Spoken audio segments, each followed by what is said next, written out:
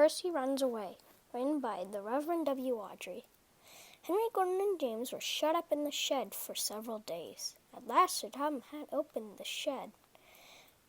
"I hope you are sorry," he said sternly, and understand you are not so important after all. Thomas, Edward, and Percy have worked the line very nicely. They need a change, and I will let you out if you promise to be good." "Yes, sir." "Yes, sir," the three engines said. "We will." "That's right. But please remember that this no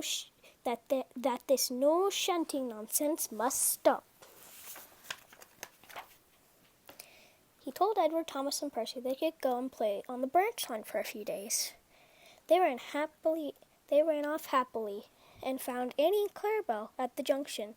The two coaches were pleased to see Thomas again, and he took them for a long run at once. Owen and Percy played with freight cars. "Stop! Stop! Stop!" screamed the freight cars as they were pushed into their proper sidings, but the two engines just laughed and went on shunting till the freight cars were nearly arranged.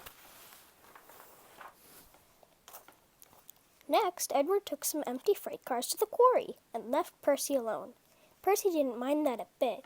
He liked watching trains and being cheeky to the other engines. "Hurry, hurry, hurry, hurry, hurry," he would call to them. Gordon, Henry, and James were very cross. After a while, he took some freight cars over the main line and onto another siding.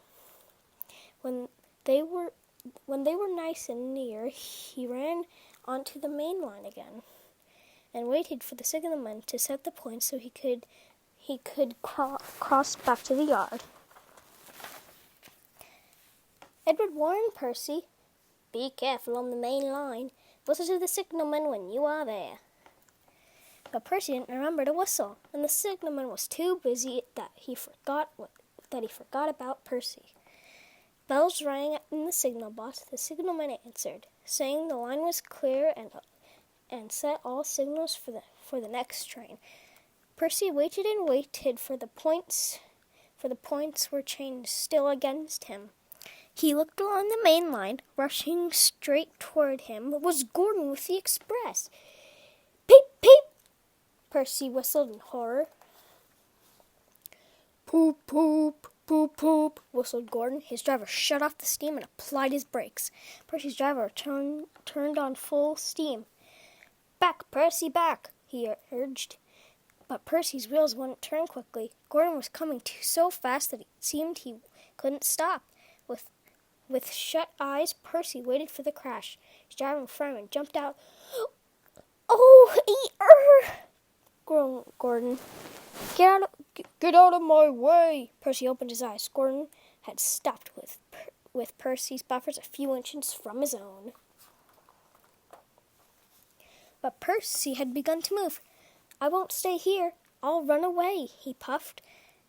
He was soon clear of the station, and running as fast as he could, he went through Edward's station while whistling loudly, and was so frightened that he ran right up Gordon's hill without stopping. He was tired then and wanted to stop, but he couldn't. He had no driver to shut off steam and to apply the brakes.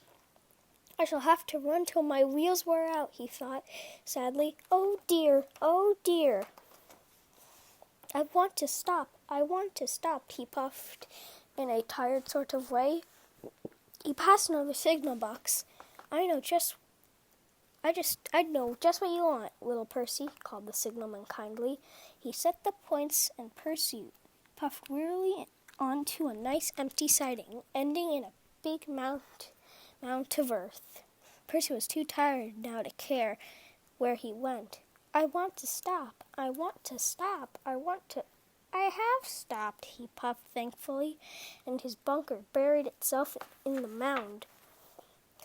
"Never mind, Percy," said the workmen as they dug him out. "You shall have a drink and some coal, and then you'll feel better." Presently Gordon arrived. "Well done, Percy. You started so quickly that you stopped a nasty accident." I'm sorry I was cheeky, said Percy. You were clever to stop. Percy now works in the yard and finds coaches for the trains. He is still cheeky because he is that sort of engine, but he always is most careful when he goes on the main line.